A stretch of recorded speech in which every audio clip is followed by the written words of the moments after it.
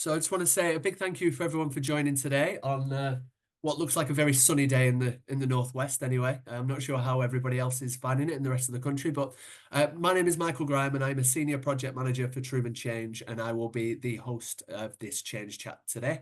So I just want to officially welcome you to our June 2024 edition of our Change Chat. If you haven't been to one of these before, the way that they work is that we pick a particular topic, pull together an excellent panel, which we have done today, and then provide you with tips and expertise on that topic. We want and we like this session to be really informal, and we try to make it as interactive as possible. So if you do have any questions throughout, please feel free to unmute yourself, put your hand up, or put a question in the chat, which I will be monitoring. As you may have noticed, that we do record these sessions, and everybody who's booked onto the session will receive a copy of the recording. So if for any reason you have to unexpectedly leave, or you think this is really interesting and you want to share it with anybody, you can do so. The recording will also be available on our website, on our YouTube page, and also be advertised on our social media platforms, most notably on LinkedIn. So just finally on that, just want to make you aware that the recording will only pick up those who are speaking. It's how we've set it up. So if you don't want to be recorded and you do have a question, as I've mentioned, just pop it in the chat. So as we get into the body of today's Change Chat, the subject is on getting it done. And I am delighted to welcome and to say that we are joined by the founder and managing director of Trueman Change, Lucy Trueman. So thank you, Lucy. And just before we get into the body of the subject matter, I just wondered if you'd like to introduce yourself to everybody today. Hi everyone. So there is a couple of familiar names on the screen, so hopefully most of you know me, but I'm Lucy Trueman. I'm an organisational psychologist and also the founder of Trueman Change. I specialise in local authority, but also wider public sector change.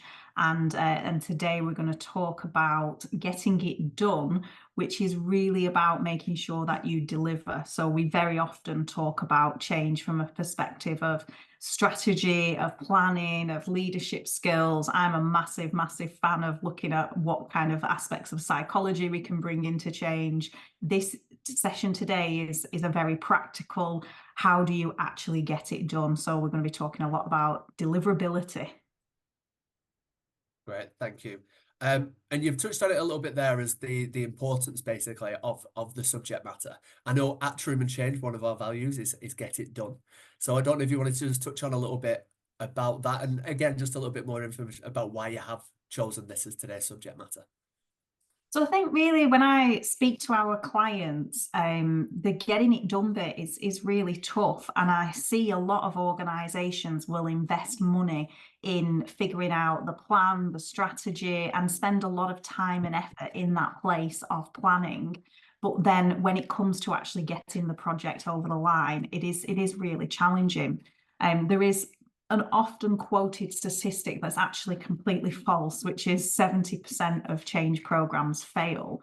That figure was made up and there's no evidence to back it up. So please don't go ahead and requote it. But what I find interesting about the fact that it gets so quoted so often is because it resonates as feeling true. Because I think most people have at some point in their career been involved in some sort of change or transformation program that has just not quite got there, or it's changed course partway through.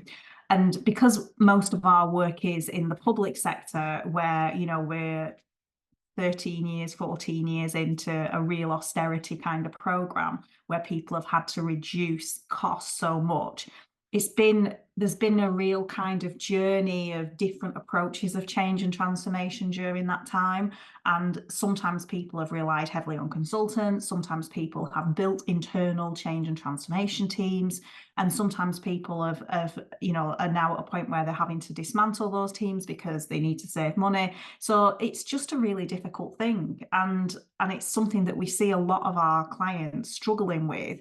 How do you make sure that you have the resource in place to be able to deliver the change that you need? Because it is additional work on top of your business as usual. So yeah, it's a complex issue and it's challenging, and there are different ways of tackling it. I've got a book hopefully coming out later this year where there is a whole chapter on this kind of how do you inspire action. and moving organizations away from this kind of planning approach and into the doing approach is sometimes challenging. So yeah, it feels like it's a good time really to reflect on some of that history and how we got to where we got to, and figure out, okay, if you're at the start of a change program or during a change program and realizing, wow, capacity is a major issue, what options do you have? Yeah, you've touched on it a little bit there. So when we have seen that a lot of organizations struggle to resource appropriately. So I know you've touched on resourcing there. How would you recommend that organizations solve and work towards, a solution with this struggle? So I think before I answer that question, it's worth thinking a little bit about the history of change and project delivery, because that kind of sheds some light onto where we are today. And interestingly, I had a conversation this week with the chief exec of the Change Management Institute, and we were reflecting on these kinds of issues. And she's based in Australia, and actually they have a very different history in Australia and New Zealand around change management than we necessarily do in the UK. So in the UK, certainly in the public sector, I don't know about the private sector as much, but the delivery of change has been really dominated by project and program management.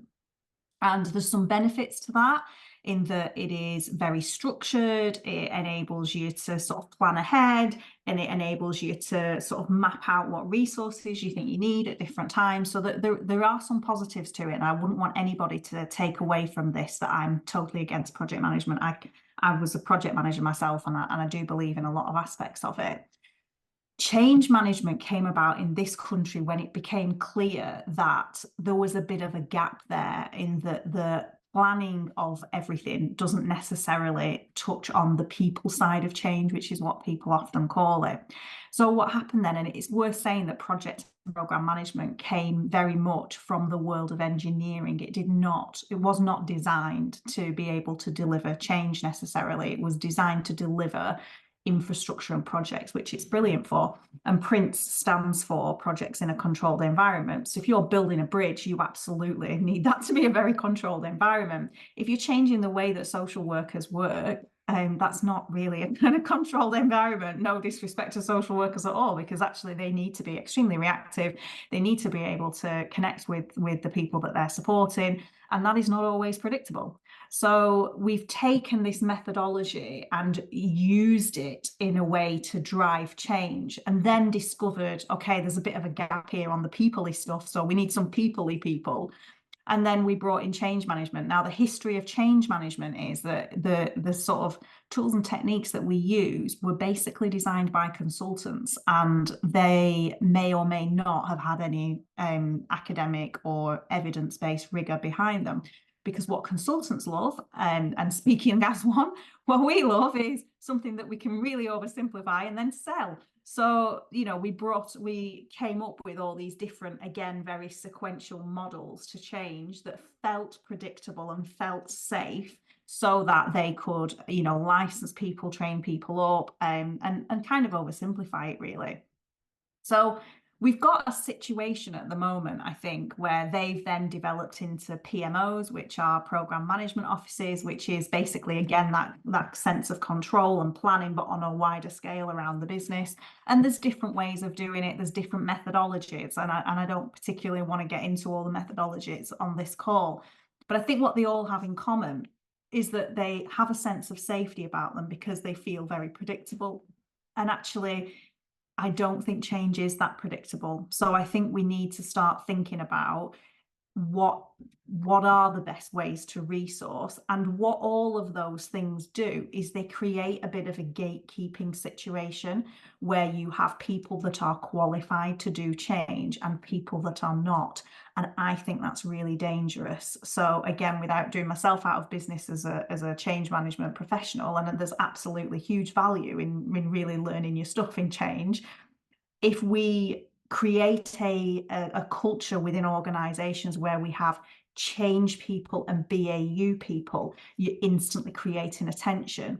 And actually, business as usual is about change. So, we have to be able to shape our services in a way that we can deliver change in demand. We have to be responsive to our communities. And COVID proved how amazing BAU leaders can be when having to deal with change. So there's a whole lot of history there where we've created this kind of dynamic where some organizations have a very distinct change function. Some organizations bring in external people. Some organizations use an interim model, which is a sort of half in, half out kind of model.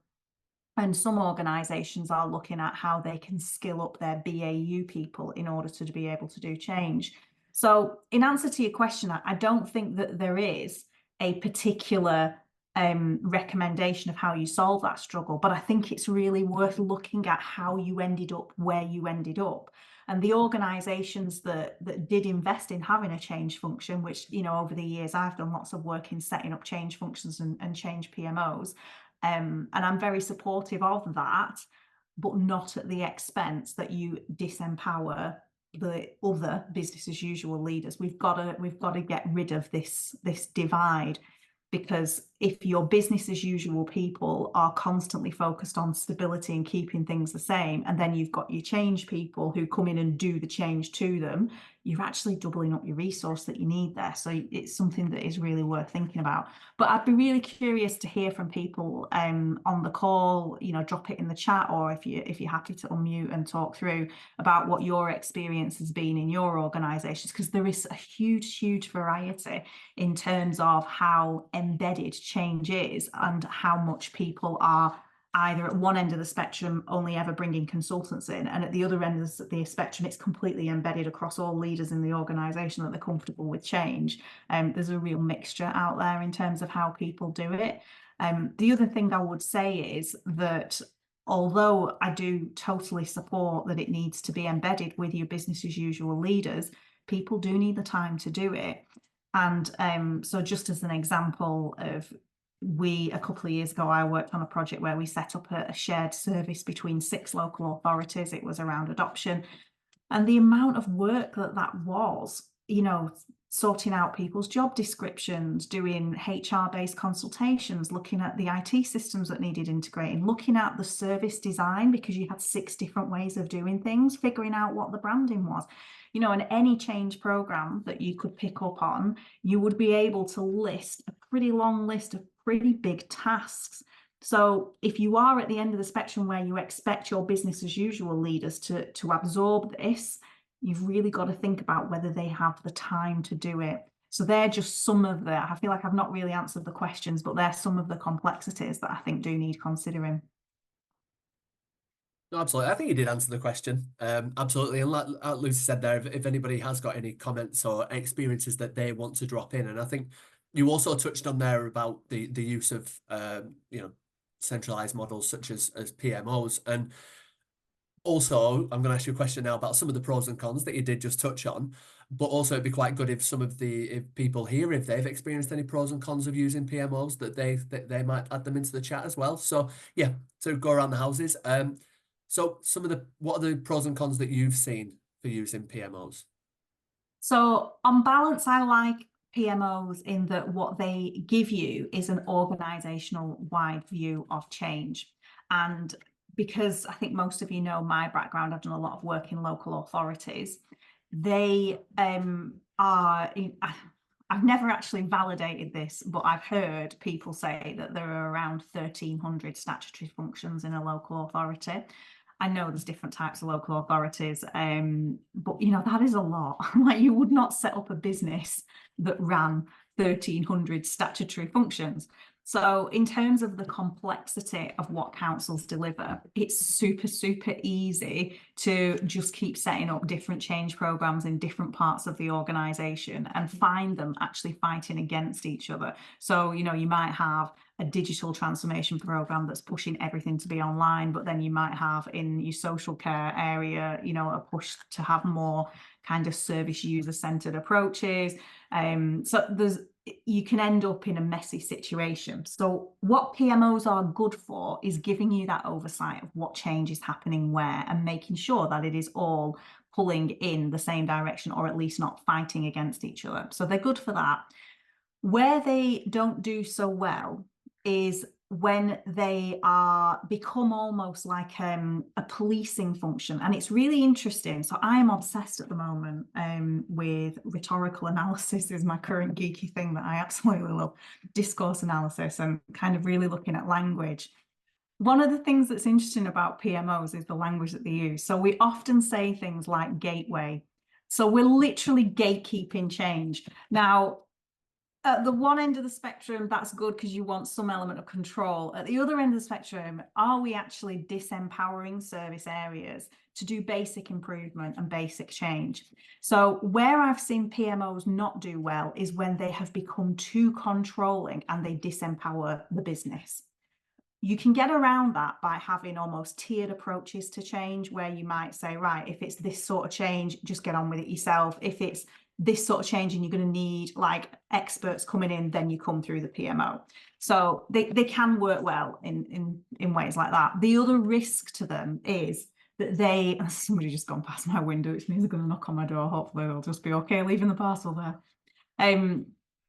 The other risk to them is that they become extremely process driven. So a lot of PMOs have been set up by people that have a real passion for program management, project management, and what they end up doing is policing the process rather than embedding the change.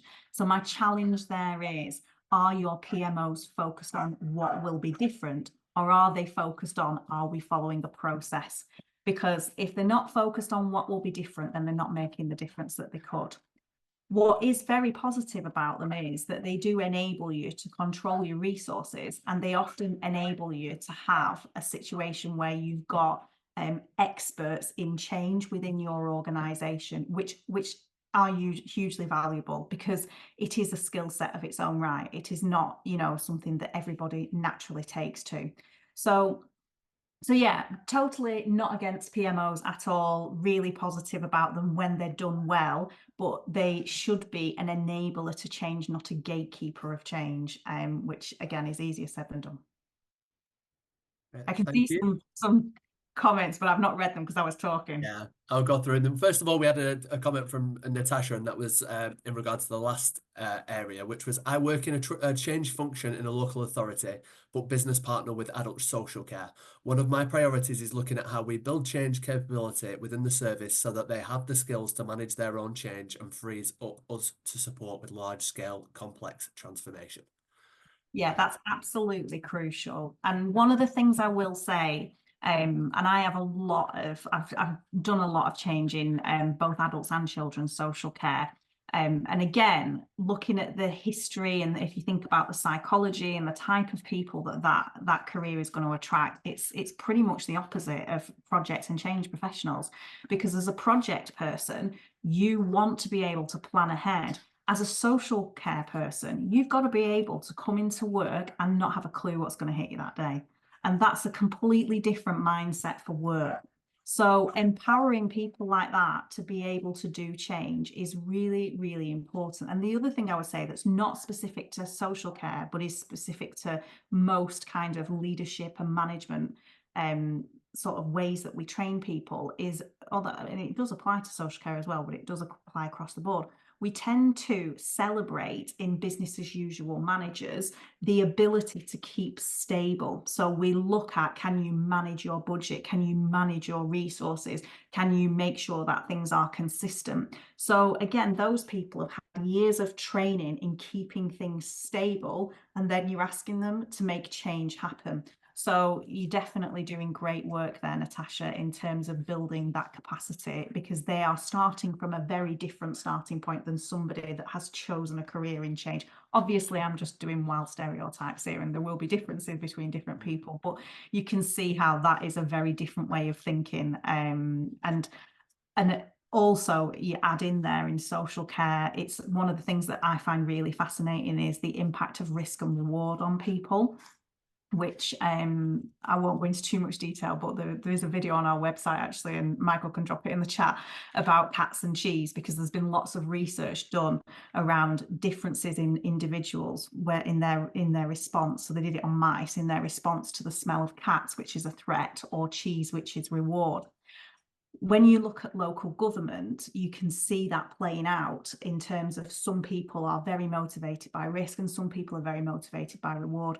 What you've got in children's social care is really challenging because you've probably got a workforce that are motivated by reward. People go into social care because they care about making a difference. They're not there for the money, let's be honest. They're not there to follow process because they care about nobody when they're a child or a teenager says, I want to be a social worker so I can do paperwork. So you've got these people that are really motivated by reward of making a difference, but they're in a hugely high risk situation. So they're having to navigate a lot of emotional labor there. So yeah, getting people like that into a place where they can do change well is brilliant, brilliant work. Yeah, definitely. We've had a couple of comments here in regard to the PMO. Kim has said, I think one of the risks of a PMO is that they are seen as the change agents and the change isn't embedded as BAU, but agree the oversight is good.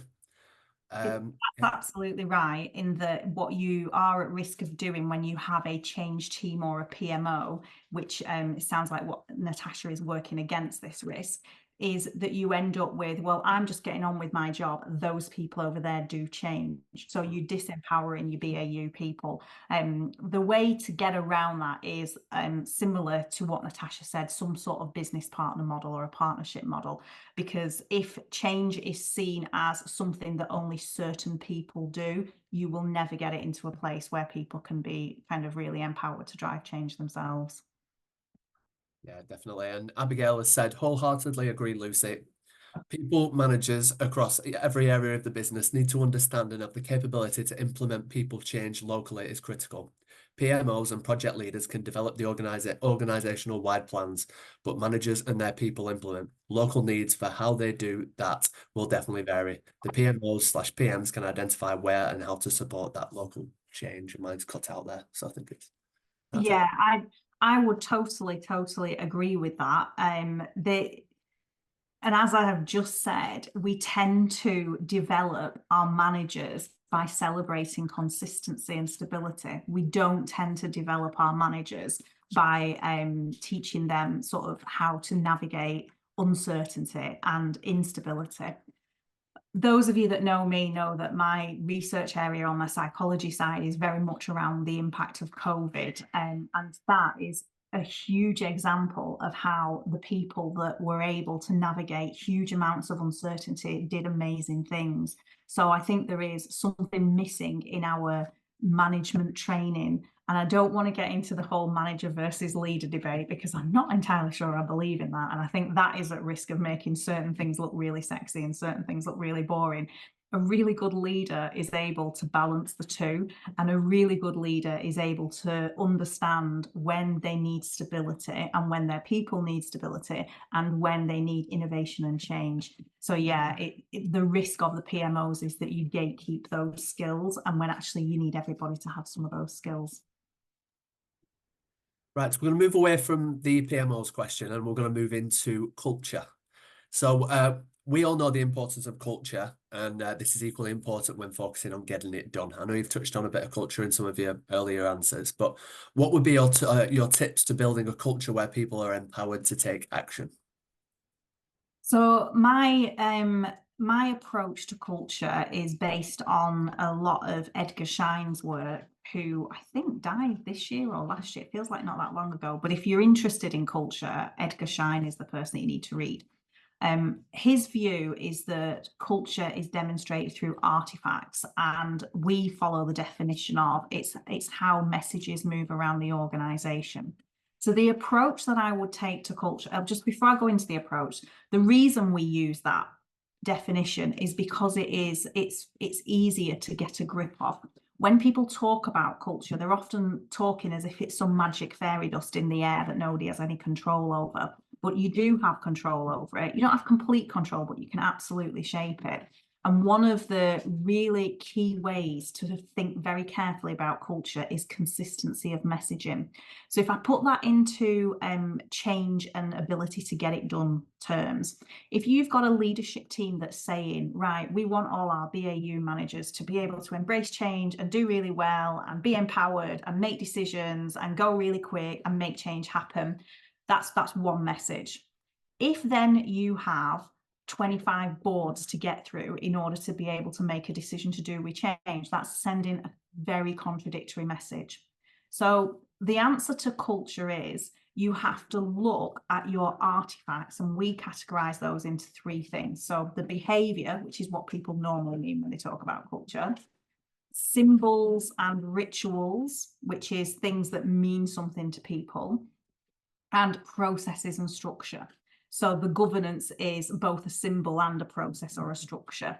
So you need to think about, okay, if I want to create an organization where we can make sure that people can act quickly, can make decisions, can make change happen and be empowered, you've got to kind of put your money where your mouth is. So you've got to look at, where are we actually not enabling that to happen?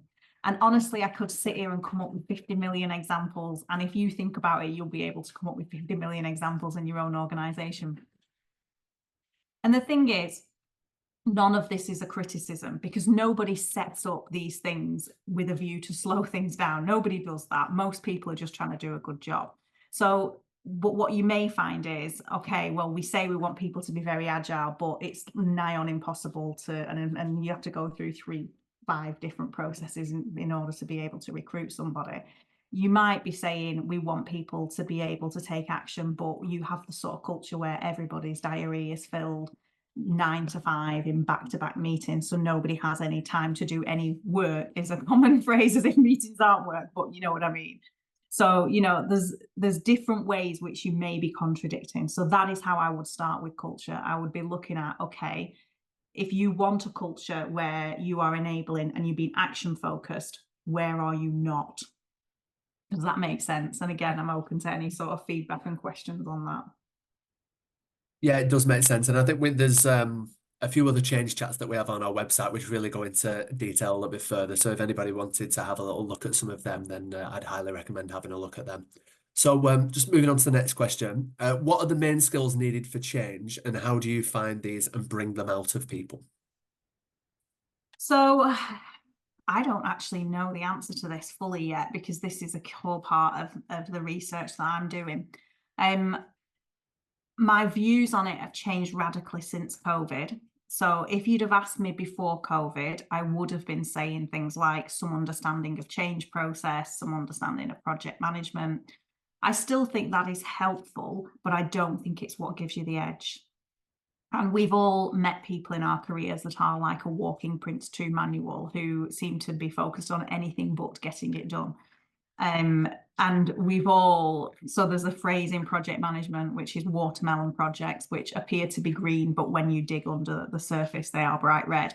And that's really common in organizations where they focus on the process, because you could have a very good project management process that a project has ticked all those boxes, but they haven't got anything done. And one of my favorite phrases is, you've got to focus on delivering projects, not administering them. So yes, some element of project knowledge is useful, but I don't think it's the be all and end all. I think that so I did a piece of research last year, which I'm going to continue into a PhD later this year, which was interviewing council chief execs and asking them, how did you make stuff happen so quickly during the pandemic? And what are your lessons from that in terms of how you do change now? And what came away from that was a lot more awareness of culture, which is what we've just talked about. So how do you proactively foster an environment and a culture that enables action? But also it was considering change leadership of more of a skill of navigating tensions rather than a skill of following process. So the risk with your process-driven approaches is you can sheep dip people into following that approach. But like I said, it doesn't necessarily guarantee delivery. And as you get more experienced in delivering change, I think you realize that you will use processes as more of a toolbox rather than follow them rigidly. One thing that's really, really important is the ability to read the room. And I mean that sometimes literally in terms of reading a meeting or a workshop, but also just that environment scanning of really understanding, when might I need to go fast and when might I need to go slow? There is a concept in leadership and psychology called polarity management, which is quite interesting, and I'm still only playing about with it. But that is the concept of being able to manage things which appear to be polar opposites. And I think there's an awful lot of that in change. So there's an awful lot of, we need to move very fast, but we need a lot of governance. There's an awful lot of, we need to be very directive and clear on the outcomes, but we also need to co-produce. And at face value, some of these tensions look like they're opposing forces, but I think the magic happens when you change that to and. So how do we be very directive and clear about what it is we're trying to achieve and co-produce it with people that it's impacted, people that it impacts on? How can we make sure that we are able to take action and go fast when we need to and provide good governance, because that's really important for a public sector organisation. So I think that what makes people good, what the skills are that are good for change, I think we're still figuring it out. I certainly feel like I'm still figuring it out, and I'm 25 years in. I think that the world has changed, and I think that the pace of change has changed massively, and that it ain't slowing down, which is why I think that the opportunity to learn from COVID is so important, because that pace isn't slowing down. The crisis changes, but the pace is not slowing down, and we've not even really fully been hit yet by technology and AI. And the public's expectation of what the public sector needs to deliver. We've got an election coming up, which may or may not drive a whole other set of changes in terms of ideology and what people expect from the public sector. So that ability to read and figure out, okay, where am I on this spectrum and how do I get the best of both worlds, I think is the single most important skill for change. Not helpful if you've got a fairly junior workforce, though, because that don't come overnight. It comes through hard-won lessons and experience. But if you were setting up a change team, I would be looking at your leader having that level of skill, and your more junior people, I'd want some project management experience. I'd want some BA experience, because being able to really analyze and figure out where the opportunities are is crucial. And just brilliant people skills, because again, if all you're doing is the sort of management of it and not the delivery of it, then you don't need those brilliant people skills, but you're not going to deliver what you need. What you need is people who can coach, who can support, who can help people on that change journey, and who are comfortable engaging. The number of times I've been in organisations where I've been like, okay, right, we need to go out and engage with either the public or the service users or the staff. There is a nervousness about doing that. So there's a huge amount of work to be done in that area. I have seen a lot of change in the last couple of years in that, I will say, but yeah, not everybody's comfortable with that at all. And actually, even this week, I had a conversation with an organisation that was nervous about doing a detailed engagement with staff. So yeah, it's still common that I think that confidence of, you know what, it is uncertain and that's okay, but we need to start talking to people. I think that's important. Yeah, you've touched on there just engagement, and it's not necessarily around getting it, but what are your tips in regard to engagement, and why do you feel like it's so important? I know we're doing a lot of work at the moment, as in Trueman Change, in a county more southern to where we are, about the engagement and getting everybody else's views. What's your tips in regard to that, and how does that help in regard to getting it done, and why is that so helpful as well? So it's helpful for multiple reasons. I mean, I'm obviously a bit biased because I'm a psychologist, and I'm always going to be happier in a room full of people than I am drawing out a process. But firstly, it's in the nicest possible way, supremely arrogant to think that you know all the answers yourself. So it genuinely comes up with better ideas. If you are engaging with other people, you are more likely to come up with better ideas. So that's reason number one. Reason number two is sometimes there is a legal requirement to do it. So that could be public engagement, public consultation policy, or it could be staff consultation policy. If you do the bare minimum just to cover the legal bit, those people know. So you're damaging trust. So if you really want to engage people, you've got to do it authentically and honestly. So I think that's another reason why it's important. The third reason is it prepares people for the change. So sometimes people don't want to go out and talk to anybody until they're absolutely certain what the change is. But what's happening to the other person in that situation is they're going through life as normal, and then suddenly there's this big bombshell of a big change that's hitting them that they have no control over. If you've involved that person, you're giving them time to work through that journey. And so often when we've done change programs where we've done that engagement, at the point of go live or launch of whatever it is, if it's a new service or a new IT system, it goes so much smoother. So it feels like a lot of work up front, but it stops all that resistance post go live because people have had the time. From a psychology point of view, there is it'll come to me probably after the call what it's called, but there is a certain concept of what motivates people, and that is relationships, mastery, and autonomy. So relationships means that they feel like they have meaningful, authentic relationships with people they work with. Autonomy means that they have some say in what's happening, and mastery means they have the chance to be able to get better at it.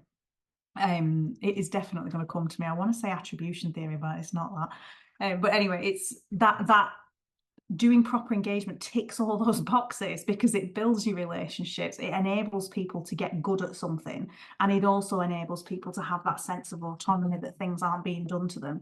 So it's absolutely crucial, if you want to do it well. In terms of good ways to do it, a lot of it comes down to, I hate saying common sense, but because it isn't common, but that sort of think about it practically and approach it from a place of empathy. So think about where you're going to do it, how you're going to do it, how you're going to give people the opportunity to get involved. So for example, if you are, so we did a piece of work together where we were looking at a culture kind of review of an integrated health and social care service. A lot of those staff were people that worked not 9 to 5 hours. They were care workers. So making sure we were there at the precise time that they were going to be there was really important. Making sure that we weren't hitting it with too much sort of management consultancy speech bingo was really important. And similarly, look at, where there's language barriers. So we've done work in Wales where we've need to get Welsh translators. We've done work in city centres where we've needed to get specific translators for specific languages because we really wanted to target groups that the council that we were working for considered to be seldom heard. Another mistake that a lot of people make, and this comes back to the culture, actually think about your symbols. So if your only way of engaging with the public is in a town hall, which to you may feel like a very dilapidated old building, but to some people may feel like it's a very intimidating place, are you going to get those people in that place? So a lot of it really does come down to logistics and thinking about it from their point of view and making sure that it is a meaningful engagement. And I've just seen Abigail's comment. It is really good fun. Once you get in there and once you lose that vibe that people have where you feel like you have to be presenting and you have to be in control, it's a lovely work to do. I really enjoy it as well. So yeah, the engagement is absolutely crucial, and I would start that as early as you can, with the caveat that once you start it, you need to maintain pace, because what's really negative is where you do some sort of big engagement, whether it's with staff or customers or the public, and then nothing happens for 6 months. That just falls flat. And then again, you're in that place where you're damaging that trust. So use that engagement to fuel the momentum is what I would say. Absolutely. The job I've been working on at the moment is we're doing a local nature strategy, and that is a really interesting piece of work. And getting out there and speaking to residents and members of the community is really interesting because it's just getting everybody's perspective, be that farmers, everybody. So it's really interesting. So I agree with Abigail that it can be quite fun. So just going to go through a couple of comments. We're going to go to Kim. So I speak particularly in the NHS that change teams and PMOs become a dumping ground for people who don't have the skills and with whom an honest conversation about where their skills lie. Everyone has something to contribute, but risk aversion can be really persuasive. Oh, so I haven't worked directly in the NHS. And I was having this conversation with somebody recently, but I'm not sure I would. it's, I don't know. It's there's so many cultural issues I see in the NHS. I see it as a really hierarchical place, and a place that must be very, very difficult to get change to happen. It's interesting, that perception that they've become a dumping ground for people who don't have the skills, when actually that should be, if I had my way, that would be the place where your best people would go, because they're supposed to be your most kind of forward thinking, strategic, let's drive this forward. But I know a lot of PMOs don't operate like that. So that's really disappointing to hear. Risk aversion, I go back to the cats and cheese with that, because that is a really interesting and fun way to explore that conversation. So the outcome of it from a human perspective, not a mouse perspective, is that there are individual differences. So some people, and we can measure this, we can do a profiling tool to measure it. Some people are especially motivated by reward. Some people are especially motivated by risk.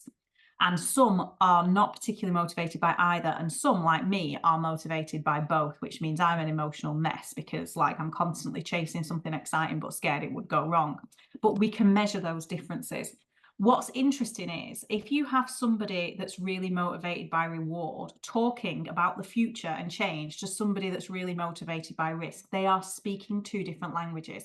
And it does not matter how much you go on about the potential reward to somebody that is not impacted by that. They are impacted by risk. So what that highlights is the importance of understanding those differences and the ability to tailor your messages. So if I was dealing with somebody that was very risk averse, rather than saying, but making this change makes all these great things happen, what I might say is, if we don't make this change, this is going to happen. So you actually change the conversation. But the cats and cheese thing is a fun way to do that, because it's not aggressive, and it's not, if you can sometimes get into a bit of a pinpoint, a bit of a finger pointing of, you're too risk averse, you're too reckless, this kind of game of ping pong. Whereas cats and cheese is a lot lighter and a lot more fun. And I have spoke to, certainly in local government, a few chief execs that are debating whether to do something like that with their members, because that's very sensitive, but actually it's a really important thing for members, and really sort of understanding whether you're being driven by risk or reward is really important. So yeah, I would, we can post a link to, we've got a video about cats and cheese with one of my cats in it. So yeah, more information there if you'd like some. Yeah, just to answer Claire's question, as Lucy has just had there before I go up to Abigail. Well, I'll put a lot of links in at the end of this, and that will be one of them. So Abigail has said, as a change comms specialist, I've found doing a stakeholder management plan involving the PMO team and decision makers with creating the stakeholder map and suggesting agreeing the role they need to play in engaging individual stakeholders and groups or larger audiences makes a huge difference. And then followed on with, done well, it can actually be quite fun and an opportunity to empower and involve change agents slash Oh, I'm champions. sorry, Abigail. I only read your done well bit, so I thought you were talking about just generic engagement. But yeah, having a proper stakeholder list is like a basic starting point. It's really, really important. The only flag I would say there, which I don't think is a situation that you're in, because you're saying that you're enjoying it and it's fun, is that there are some of the processy, projecty people out there that assume once that list is done, then it's done. That's the list is the start. That's when you do your list and then you start engaging. And I think it's really important to engage with people on a human to human basis. I always remember really early on in my career, I worked for the police, and I worked in intelligence. So we were scanning and looking at sort of things that had come in, and then we would present to the police officers that were on the beat to say, okay, so there's been a few bits of intel here and here, so these are some pockets you might want to target your resources. And there was this particular group of police officers that were a little bit maverick and basically just refused to come to our meeting. And I remember getting into trouble with my boss, because one day I just went into their office and I was like, why won't you come to our meeting? And they were like a targeted group. And I sat down and had a really human conversation with this guy who was perceived to be, he was a sergeant, and he was perceived to be really problematic because he just wouldn't follow any rules. And I got to the bottom of why he didn't come, because he didn't find it useful. So we changed slightly the sort of information that we were giving out, and then he would come. Every time I asked him to come, he would come. So just that basic human connection of, well, hang on, is this person being difficult, or are they actually just not seeing the value because we're not helping them do their job better, because we're presenting the wrong type of information? And it's always stayed with me of, sometimes if somebody's not engaging, just go and ask them. Just go and talk to them. It's really not that hard. And I think we can be guilty of overcomplicating things. Yeah, absolutely. Abigail's just followed up and says stakeholder management is never done with a smiley face. Exactly. So just moving on to the next question, and this kind of comes into the Trueman change side of things. So on occasions, organizations may need to access additional, and we've touched on resource and flexible resource. How would you recommend that organizations facilitate these needs? So I think it's about figuring out what you need. So your options are, if you've got a change program, your options are, can we put it all on business as usual or existing staff? The answer to that is usually no. Can we move some business as usual staff, give them some space to do the change and backfill their roles? So that's one option. So you may find that you're actually backfilling frontline staff or sort of middle manager level staff to allow your internal experts to drive the change. Sometimes people use interim management, which is something that we can do through Trueman Change. And that's where you have somebody that you're not giving them a permanent position in your organization, but you might give them like a 6-month contract to be in your organization and work on that change. Or then there is the consultancy option, which obviously we do as well, where we can be a delivery partner and, you know, you kind of use our team to support. Where I've seen it work well is actually a mixture of them. So back to the one that I worked on, where we were merging 6 services together, that was a real mixed project team of me as a consultant. There was an interim manager in there as well. So I was bringing the specialism around change. Then the interim manager was bringing the specialism around actual project management, because that was needed too. And then what they did was they took 2 or 3 staff out of the 6 councils and put them in the project team, and they were sort of manager level social work, and they were then put in the team to be the experts in the topic, and they were backfilled in their perspective on a temporary sort of secondment basis. So what you had there was a team that included your change specialist and a lot of experience, but obviously they didn't need loads of my time. A project manager that was really good at making sure that it was delivering and making sure that we had a plan and that we were following it and that we were allocating resources. And then you had your business as usual experts who then went back into the service after the project was done, which meant that they were taking, and the feedback I got from them was amazing. They were like, we're just learning so much about change, about projects. So they're taking all of that back into the service. So you don't create this situation where you've got, you know, a consultant comes in, does the change and then goes, and then it kind of just slips back because nobody's got any real leadership. The consultancy option is good in that you will get a huge amount of expertise, but it's bad for that reason, in that if you just do consultancy rather than anything else, it becomes, oh, these people have come in to do this, they'll be gone soon, and then we can just get back to normal. So if you don't create that kind of hybrid option where you've got multiple people involved, I think it makes it difficult to embed. And also it makes it difficult in terms of the quality of work, because as much as I have a huge amount of expertise, and I know Michael has a huge amount of expertise in certain things like service design, engagement, I've got loads of expertise in psychology and change.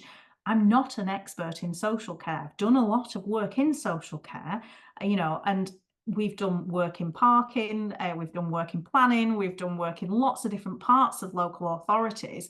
But I would never say that I know more than somebody that is a qualified planner or a qualified social worker. So when you get people from a mix of professions together, you're getting the best of all worlds, and you're getting to retain that sense of leadership going forward.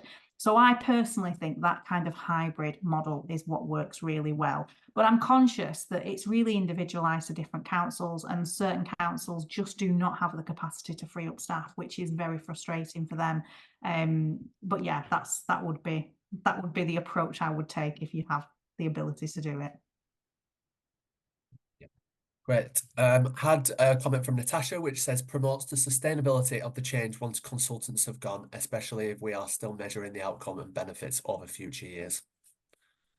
Absolutely, absolutely. And it's the skills transfer as well, because if you do that with good consultants that are able to share, and we do with all of our clients, we offer sort of added value, and you know, we've done training sessions for people. If you're working with consultants and they're not doing that knowledge share, then you're not getting your money's worth, because what you don't want is a situation where you're creating this dependency because you have nobody that can support that can help you to learn. You want your people to learn from consultants for sure.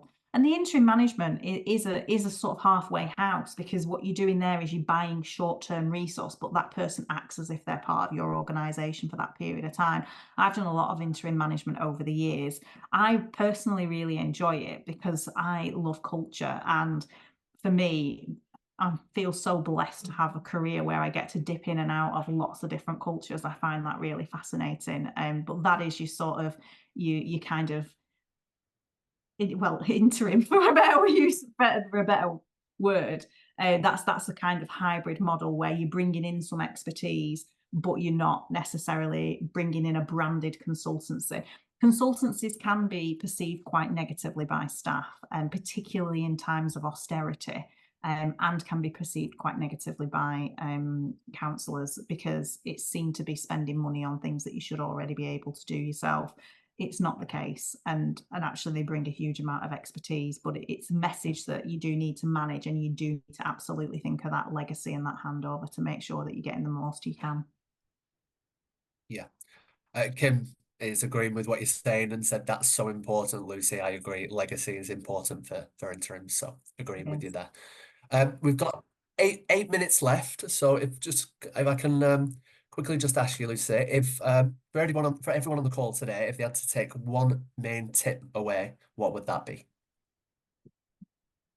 That's a really hard question to answer, because I think the tip will be different for different organizations. So I suppose the starting point is look critically at how you're resourcing change now. And when I say look critically, think about the history of it, because most people's change function or resource has evolved over time through forcibly being evolved through decisions that weren't yours to take. So have a look at it and think, right, if I had a blank canvas, how would I do change? Because we've got these sort of hodgepodges of PMOs, some change partners, some consultancy, some interim. We've got this hodgepodge, and it's worth having a look and really thinking about it. So that would be tip number one. Tip number two would be really think about the actions and the activities that you're going to have to take. So back to what I said about when we did the whole merging of lots of councils and the big long list of things that we had to do. Think about that, because that is almost always underestimated by people. It really is. And number three would be think about your culture, because there will be ways which your culture is slowing you down, that actually if you remove that and sped some of that up, you may need additional resource less than you think you do. Great. Right, well, if there's no further comments in the chat, I will start to wrap up. Just had one more little comment. So great points. When change skills are explicit in performance and development plans, it can help reinforce that people have a different level of experience, need different type of support, not one and done, can learn and improve over time. So thank you. Yeah. So I just want to say thank you once again to Lucy for joining us today and sharing her expertise. And thank you all for everyone for coming, and also for putting the questions and comments in with the chat. So before we finish, I just want to give you some dates for your diary. Our future change chat is on Friday, the 12th of July, and that is the people side of change. I'm just going to put a link in there. That's got a link there with everything else as we've touched on. So you can book onto the session via our website or via social media platforms, or via the link that I have just put in there. Also, if you've really enjoyed today, we have several more change chats available on our website. These cover topics such as comms and engagement, housing services, service reviews, and household support fund, just to name a few. So as we've said, I have put into the chat there, I've put some information from our website about the delivery partner offer that we can provide. Also, our change readiness tool, which the change readiness tool is a review that we've completed. It's like a diagnostic review that helps change leaders and their teams to see what their blockers to change are. I've also put the cats and cheese video in, which was requested earlier. So for next steps, as I mentioned at the start of the session, you will all receive an email, which will have a copy of the recording of today's session. And then finally, just want to say that if anybody on the call wants to have a chat with either Lucy or myself about anything that Trueman Change can do, anything Trueman Change related, anything that you've heard within the call today, then please feel free to do so. So if we have no more questions, I just want to say thank you very much for joining us, and I look forward to seeing some of you at a future Change Chat. Thank you very much, and thanks again, Lucy. Thanks, everyone.